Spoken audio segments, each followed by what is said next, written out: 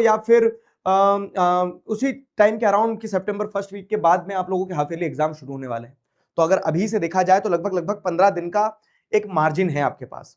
अब इन 15 दिनों में हम क्या ऐसा कर सकते हैं जिससे हम क्या करें, जिससे हम हाफ ईयरली के लिए बेहतरीन रूप से तैयार हो जाए, उस चीज पे बात करते हैं। देखिए सिंपल चीज है कि ये फाइनल एग्जाम नहीं है, पूरा सिलेबस नहीं आने वाला है, आधा सिलेबस आएगा। जितने चैप्टर्स आ रहे हैं आपको उतने चैप्टर्स पता है। अब हो सकता है किसी के सारे चैप्टर्स हो गए हो सकता है किसी के सारे चैप्टर्स नहीं हुए हों। तो अब जब सबके चैप्टर अलग अलग लेवल पर खड़े हुए हैं तो यह जरूर किया जा सकता है कि हर चैप्टर में से कुछ इंपॉर्टेंट क्वेश्चंस आएंगे, उन इंपॉर्टेंट टॉपिक्स को, उन इंपॉर्टेंट क्वेश्चंस को मार्क कर लो, और उन इंपॉर्टेंट टॉपिक्स या इंपॉर्टेंट क्वेश्चंस को मार्क करने के बाद आपका एक ऑब्जेक्टिव होना चाहिए कि हम उन इंपॉर्टेंट टॉपिक्स को, उन इंपॉर्टेंट क्वेश्चंस को बार बार रिवाइज करें। क्यों? क्योंकि आप सब कुछ अगर कवर करने जाओगे तो शायद हो जाएगा कि पेपर ही आ जाए लेकिन सब कुछ कवर नहीं कर पाए। लेकिन आपने अगर एरियाज आइडेंटिफाई कर लिए कि ये इंपॉर्टेंट है और पहले इसको पकड़ता हूं, इसे मार्क करके रिवाइज कर लेता हूं, बार बार पढ़ लेता हूं, तो ये एक चीज हम सुनिश्चित कर सकते हैं कि हाँ इस हाई प्रोबेबिलिटी एरिया से क्वेश्चन बनेगा तो हम कर पाएंगे क्योंकि हमने इसे आइडेंटिफाई करके रिवाइज किया था। ये सबसे पहली और इंपॉर्टेंट चीज है जो आपको बचे हुए 15-16 दिनों में करना होगी। फिर अगर दूसरी चीज पे बात किया जाए तो आपके कुछ टॉपिक्स वीक टॉपिक रह गए होंगे, जैसे कि आपको यह पता है, फर्स्ट स्टेप में आपने मार्क कर लिया कि ये वाला इंपॉर्टेंट लग रहा है, टीचर ने बताया, मैंने बताया, लेक्चर्स में आया कि ये टॉपिक इंपॉर्टेंट हो सकता है, यहां से क्वेश्चन बन के आता है। लेकिन अब वो टॉपिक इंपॉर्टेंट होने के साथ साथ में आपको ये भी तो समझना होगा ना कि आपका वो टॉपिक कवर हुआ या नहीं हुआ है, आपने कितनी मजबूती के साथ उस टॉपिक को पढ़ा या नहीं पढ़ा है। तो नेक्स्ट स्टेप शुड बी कि वो जो वीक टॉपिक है, इंपॉर्टेंट टॉपिक्स में से जो वीक टॉपिक है, उस वीक टॉपिक के ऊपर थोड़ा एक्स्ट्रा अटेंशन दिया जाए। कैसे एक्स्ट्रा अटेंशन दिया जाए? देखो अब टाइम कम बचा है हमारे पास कि हम सारे वन शॉट्स देख लें या सारी चीजें फिर से रिवाइज कर लें या फिर फटाफट वापस से पढ़ लें, प्रैक्टिकली पॉसिबल नहीं है। तो हम ये कर सकते हैं, यहां पर इस पॉइंट पर हम क्या कर सकते हैं कि आप उन वीक टॉपिक के स्पेसिफिक वीडियो पार्ट देख लो। अगर आपको टॉपिक वाइज वीडियोस मिल जा रहे हैं तो उन वीक टॉपिक्स को पढ़ लो।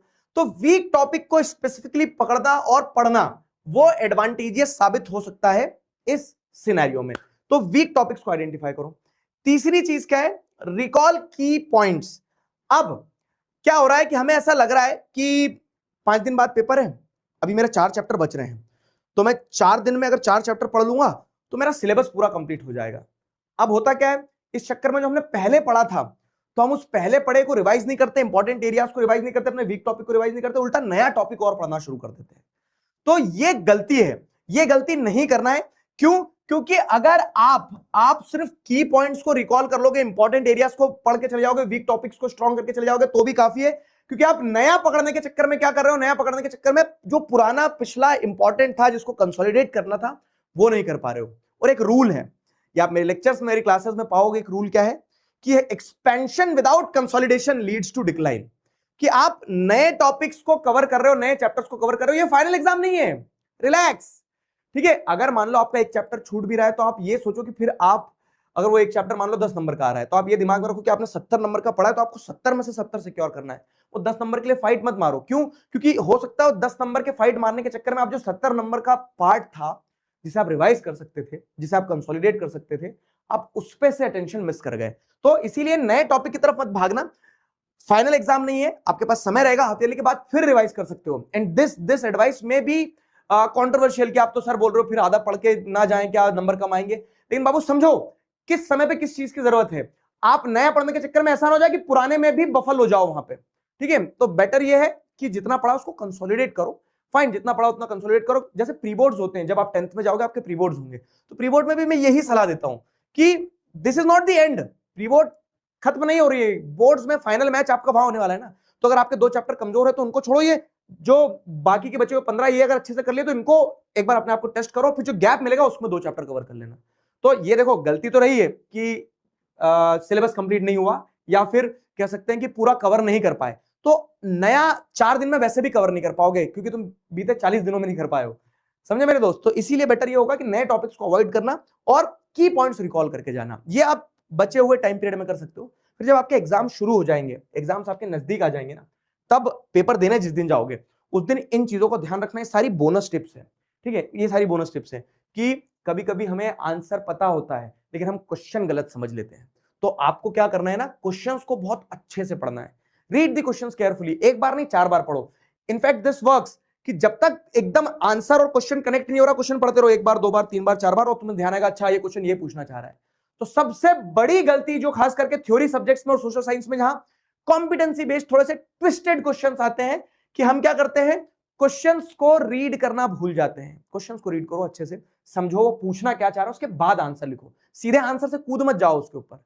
दूसरी चीज होती है right to the point, to the point लिखो, बहुत इधर उधर इर्द गिर्द की चीजें ना करते हुए टू दी पॉइंट एकदम लिखना है आपको।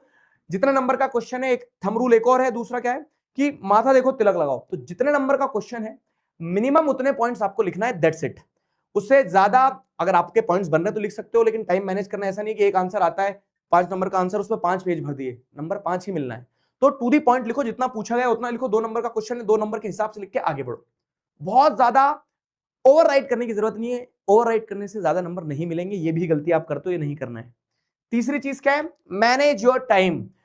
यूजुअली क्या होता है ना, जैसे थ्योरी सब्जेक्ट्स में हमें जो आंसर अच्छे से आता है उस पर लिखते जाते हैं, तो हम उसको बहुत ज्यादा लिख देते हैं, फिर हमें पता लगता है 3 घंटे खत्म होने वाले हैं, पेपर छूट जाएगा, और फिर लास्ट के क्वेश्चंस में हम कुछ भी थोड़ा थोड़ा लिखते हैं, आधा आंसर लिख रहे आधा नहीं लिख रहे। तो वो 3 घंटे बैठ के प्रैक्टिस करना, और ये मुझे लग रहा है कि शायद आप पहली बार ऐसा करोगे जब हाफ ईयरली आपके 3 घंटे के हो रहे होंगे प्रॉपर, ठीक है। तो वो 3 घंटे मैनेज करने के लिए 1-2 क्या करना है, 1-2 सेट्स लगाना, ठीक है, 1-2 टेस्ट पेपर लगाना, वो आपको हेल्प करेंगे।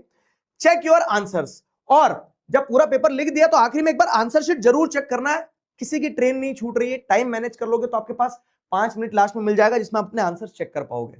ये कुछ बोनस टिप्स थी जो आपको एग्जाम वाले दिन फॉलो करना है। बाकी अभी जो बचे हुए टाइम पीरियड में क्या करना है वो मैंने आपको बता दिया। And stay tuned on this channel, यहां पर आपको वन शॉट्स मिलेंगे, नेक्स्ट टॉपर्स की पूरी टीम आपके साथ है और आपको सारा सब कुछ कंप्लीट करवा देंगे।